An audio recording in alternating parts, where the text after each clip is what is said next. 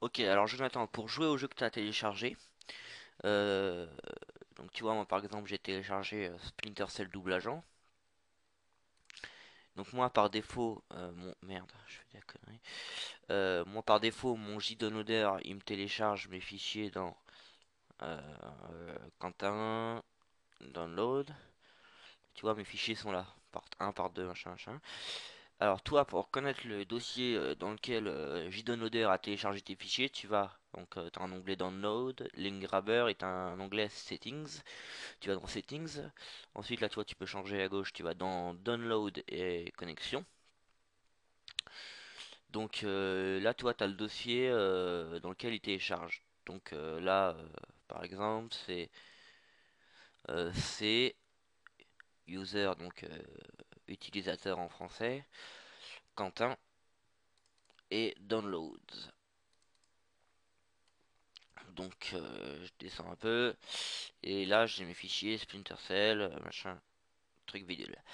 Donc pour que tu puisses ouvrir ces fichiers, alors peut-être que toi tu as déjà le logiciel WinRAR, donc tu vois avec le petit logo avec les livres compressés là. Donc si t'as pas WinRAR, tu devrais avoir un logo qui te dit qu'il sait pas avec quoi l'ouvrir. Alors pour télécharger WinRAR si tu l'as pas, tout simple, hein, tu vas dans Google, tu tapes WinRAR tout simplement, hein. Tu prends la version clubic.com là, celle-ci, télécharger WinRAR est gratuit. Tu prends la dernière version, hein, celle-ci en français, donc tu vois, t'as un bouton télécharger version d'évaluation, donc il dit que c'est une version d'évaluation, mais bon, tu peux l'utiliser autant que tu veux, tu auras juste un petit message qui te dira que ceci est une version d'évaluation et tout. Mais bon, ça t'empêche pas d'extraire tes fichiers. Donc tu fais télécharger version d'évaluation, c'est gratuit, y a pas de souci. Tu fais lancer le téléchargement, après t'installes, ça tu sais faire, pas de souci. Alors, une fois que tu as téléchargé et installé WinRAR, maintenant c'est sûr, tu as le petit logo là qui est apparu devant tes fichiers, part1.rar, part2.rar, etc. Donc, ben, tu ouvres le premier. Donc moi là j'ai un dossier, c'est un peu spécial, mais normalement a priori, toi tu devrais avoir un point, soit un point ISO, soit un point NRG, soit un point CCD, soit un point MDS ou MDF. Donc, peu importe le fichier, tu, tu choisis un dossier dans lequel tu veux extraire tes fichiers. Donc, tu crées un dossier, enfin, tu fais ce que tu veux. Tu ouvres ta fenêtre là où tu veux extraire le fichier. Tu prends ton ISO. Attends. Tu prends ton fichier qui sera dans l'archive et tu glisses dans le dossier où tu veux qu'il soit. Donc, voilà, tu glisses et déposes, hein. Donc tu vas avoir une fenêtre qui va s'ouvrir avec des pourcentages, enfin il va extraire quoi. Donc tu attends que ce soit terminé bien sûr. Donc la prochaine étape, bah, en fait les fichiers ISO, NRG, CCD, MDS et MDF en fait ce sont des faux CD. Ce sont des fichiers qui représentent en fait des CD et on va utiliser un logiciel qui s'appelle Diamond Tools pour faire croire à l'ordinateur qui a un lecteur CD, donc ça sera un lecteur CD qui n'existe pas, quoi, ce sera un lecteur CD virtuel, et on va faire croire à l'ordinateur que dans ce lecteur CD virtuel, il y a un CD, grâce aux fichiers ISO qui en fait sont des CD, tu vois ce que je veux dire? Bon. Donc pour télécharger ce logiciel, pardon, Daemon Tools, tu vas dans Google, hein, toujours pareil, Daemon Tools, tu prends le Lite, donc tu tapes Diamond Tools Lite. Donc pareil, hein, tu prends la version clubic.com. C'est un bon site, pas de souci. Voilà, bah comme d'hab, hein, tu prends la dernière version, téléchargée gratuitement.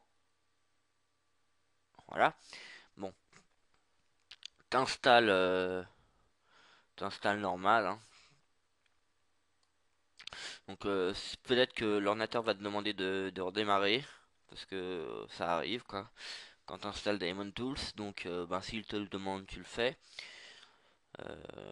Et une fois sur le PC, tu le lances, le logiciel, après qu'il soit installé. Donc tu devrais avoir un nouvel icône dans ta barre des tâches en bas à droite si tu es sur XP.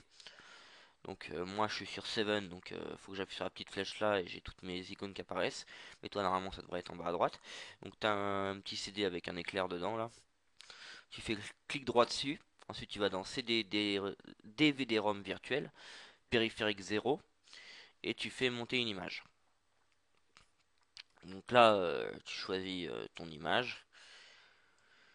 Donc moi je vais prendre n'importe quoi, FIFA 2010 par exemple, ou Borderlands. Donc là il te met image en cours de montage. Tu fais exécuter le launcher ou le setup.exe, ou peut-être que tu vas arriver directement sur une image comme ça. Donc là j'ai désinstallé parce qu'il est déjà installé, mais tu fais installer quoi. Donc bah là tu l'installes comme si c'était un jeu normal, hein, un CD que tu aurais inséré, tu l'installes. Bon, peut-être que lors de l'installation il va te demander une clé CD, ça arrive, je sais pas quel jeu t'as pris, mais bon, il y a des fois c'est protégé un peu quoi. Donc s'il te demande une clé CD lors de l'installation, moi je te montre un exemple là, par exemple avec Credis qui t'en demande une. Euh, Tu vas dans ton dossier de CD, enfin tu vas dans ton CD plus exactement. Donc tu fais clic droit sur ton DVD, ton lecteur des DVD qui s'est créé quoi, ton lecteur virtuel. Enfin le PC lui croit que c'est un vrai quoi, mais voilà. Donc tu fais clic droit ouvrir. Donc tu arrives là.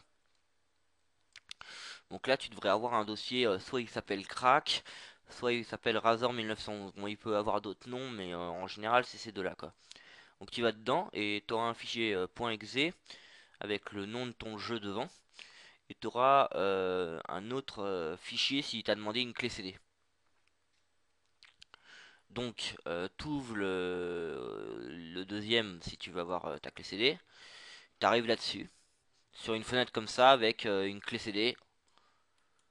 Tu la copies et tu l'entres dans les champs de l'installateur et tu valides. Donc une fois que c'est fini d'installer, euh, tu copies ton deuxième fichier, donc qui est dans ton dossier crack ou Razor 1911, ou il peut avoir un autre nom, ça je te l'ai déjà dit. Tu fais clic droit dessus, ou même tu fais directement CTRL C. Je te montre en faisant clic droit copier. Tu vas dans ton dossier où il a été installé. Donc par exemple, euh, si c'est un Call of Duty, normalement c'est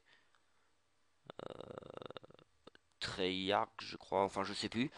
Mais bref, tu cherches ton dossier. Donc moi, Crisis par exemple, c'est Electronic Arts. Ensuite, je dois aller dans Crytek Crisis. Donc normalement, ton fichier .exe, le même que tu as copié, avec exactement le même nom, devrait se trouver dans le dossier là. Donc là, bon bah avec Crisis, c'est dans le bin 32. Donc tu vois, il y a le crisis.exe qui est là. Donc là, tu fais clic droit, coller. En fait, ça va copier le fichier qui était dans le dossier du CD, et va le coller là. Donc, puisque c'est le même nom de fichier, il va te demander si tu veux le remplacer. Tu fais oui, et là, c'est good. Tu peux lancer ton jeu, et voilà, et voilà. Donc, bah voilà, je t'ai à peu près tout dit, je crois. Bah, si t'as des questions supplémentaires, tu me demanderas ça sur MSN. Mais à peu près, mais normalement, je vais dire, t'as toutes les clés, quoi. Donc voilà, bah bon jeu alors, à plus. Ciao.